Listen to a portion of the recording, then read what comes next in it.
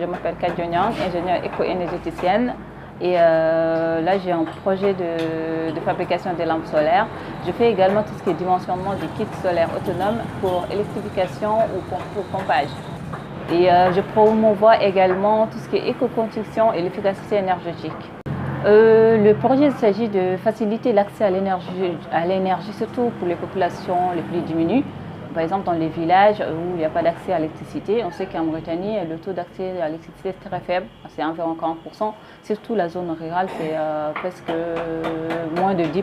Voilà, je fais des lampes en bois, comme ceci, et d'autres plus simples. Il y a plusieurs modèles. On fait aussi le recyclage des anciennes lampes à pétrole et aussi des boîtes des pots de moutarde qu'on va mettre en lampe solaire. Donc on a les cellules solaires ici, on a l'interrupteur, il y a une petite LED à l'intérieur de 3 watts et on a une pile à l'intérieur et un petit circuit électronique. L'idée m'est venue depuis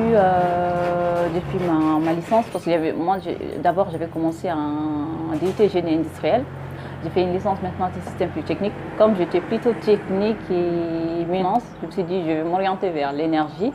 Donc j'ai intégré une école qui s'appelle ENSET, qui fait tout ce qui est enseignement appliqué à la thermique, à l'énergie et à l'environnement. Donc on fait tout ce qui est énergie solaire, tout ce qui est énergie thermique, éolien, et tout ce qui est aussi l'environnement et efficacité énergétique. Ce projet vise surtout ces populations rurales qui n'ont pas de moyens d'acheter de grosses panneaux pour avoir de l'électricité. Alors ces lampes leur facilitent d'avoir l'accès à l'éclairage facilement et facilitera aussi pour la révision pour les écoliers qui révisent avec les bougies ou les lampes à pétrole qui nuisent à leur santé parce que ça dégage des gaz nocifs à la santé et à l'environnement.